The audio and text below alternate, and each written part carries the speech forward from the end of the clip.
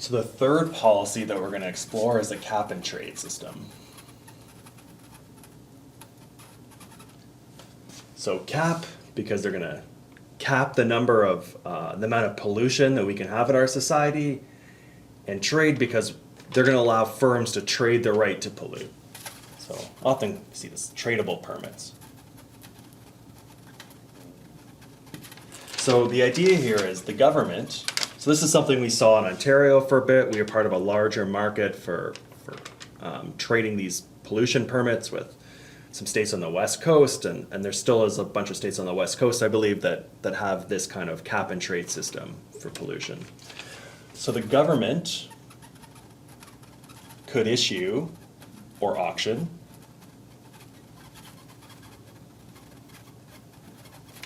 a given number of permits that allow pollution, that allow 1 ton of pollution or something like that. Pollution permits that allow a firm to pollute a certain quantity.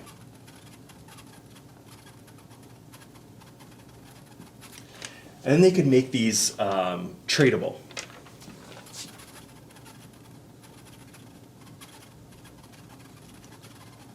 These permits to be traded.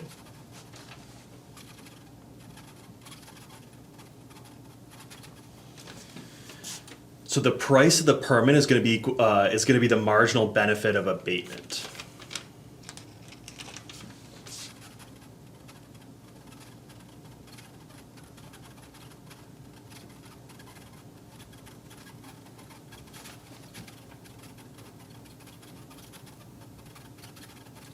Or it's going to be equal to that.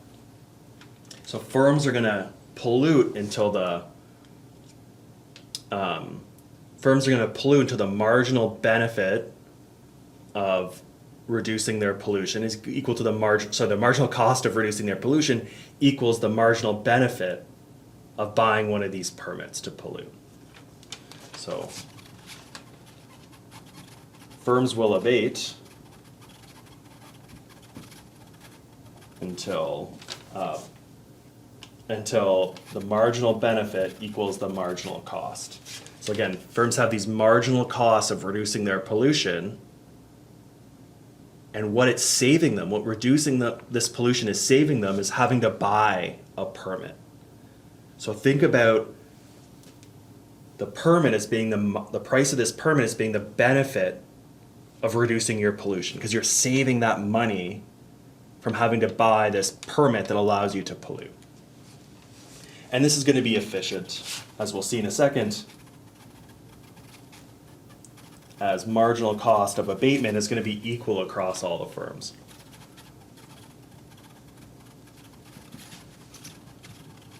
Will be equal across all firms.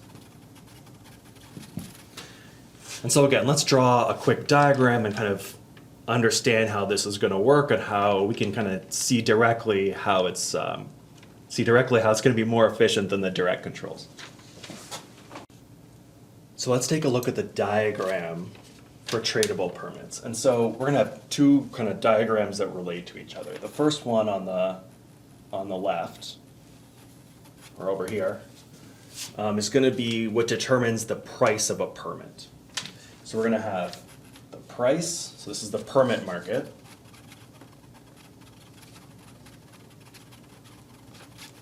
This is the number of permits. And so what the government's coming in is that they're only issuing a set number of them. So this is like the supply curve of permits, and it's perfectly inelastic because they're just issuing a set amount. And they're saying, this is how much pollution we think that we should have in our society, and so no one's allowed to pollute that doesn't have one of these pollution permits. And so we're limiting the amount of pollution to this much. Whatever that amount is in terms of the permits allowing so much pollution, right? And then we have the demand for permits. And this is going to be based, so this is the demand for permits, it's going to be downward sloping. And it's going to be based on the costs of reducing pollution, right? If there are high costs of reducing pollution, there'd be a big demand for these permits. So this depends, maybe I shouldn't write there, since we're going to have to connect this equilibrium price in a second. So demand for permits depends on cost of abatement.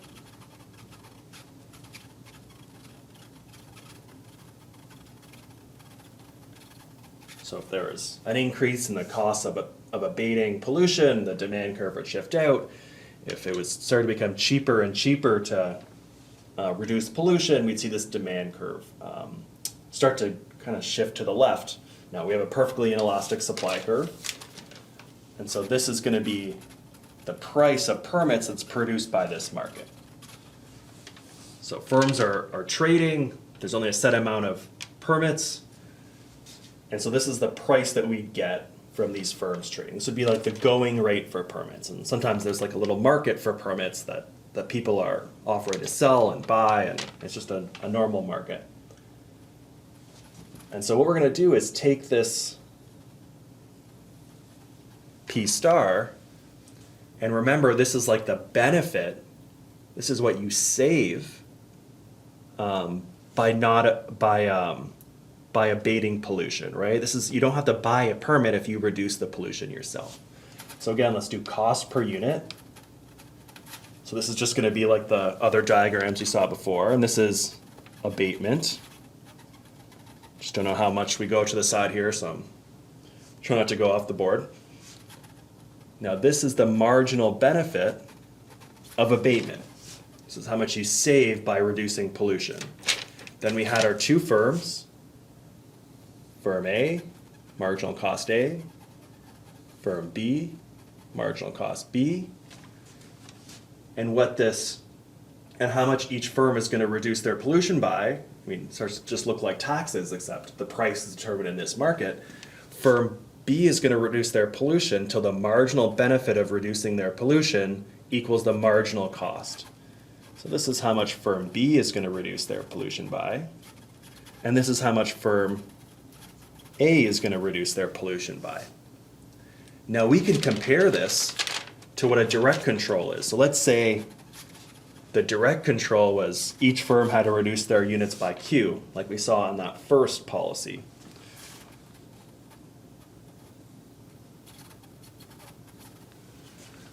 So what's happening here is that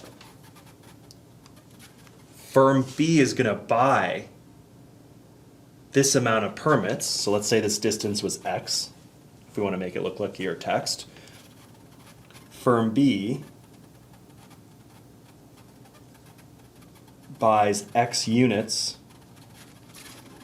of permits. So they can't reduce their pollution by this much. Doesn't make sense. They'd rather buy some permits instead.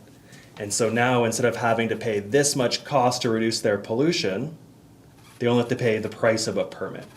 So what they're doing is that they're saving all this money. So this is all the savings for firm B. And on the other hand, in this direct control, firm A would reduce this much, but it makes more sense for them to reduce this much here because the marginal benefit is higher than the cost until we get here. And so what they're going to do is, if this is also X, assuming there's only two firms, I guess, firm A will sell X permits, X units of permits. Because it's better for them to sell this ability to pollute because the price is so high, and then they can just reduce their pollution in-house. And by doing that, they're going to generate all this extra revenue.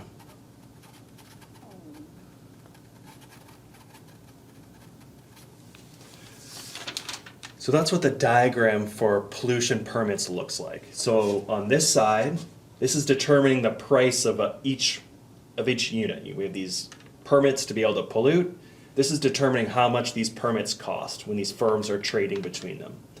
We have a fixed amount of supply, and we have this downward sloping demand curve, which depends on the cost of abatement. This determines P star, which is the marginal benefit of reducing your pollution for a firm. Because if they reduce their pollution, they don't have to pay to buy a permit. So firms are going to reduce their pollution until the marginal cost of abatement equals this price of a permit. So QB and QA. This last part of this diagram is just kind of showing how this is more efficient than a direct control. So for firm B, if they were told if every firm had to reduce their pollution by this Q, compared to that situation, under the tradable permits, firm B is going to instead buy permits, and they're going to save money this way. Firm A, on the other hand, is going to start selling permits if they have them, and this reduce more pollution themselves, and so they're going to generate this extra revenue. So this is going to be another efficient way of reducing their pollution. And you can see kind of this extra savings or revenue compared to these direct controls.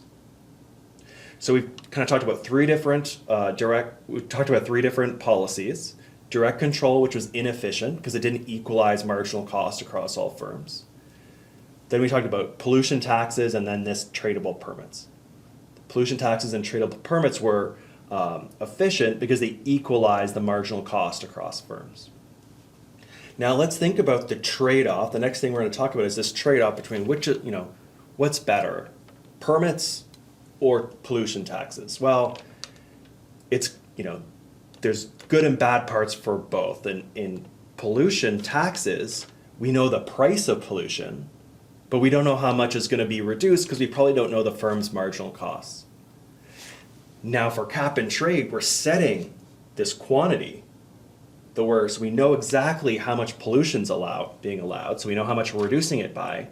But if we don't know the marginal cost of abatement, we don't know the price of pollution. So let's quickly erase this board and kind of summarize those 2 points.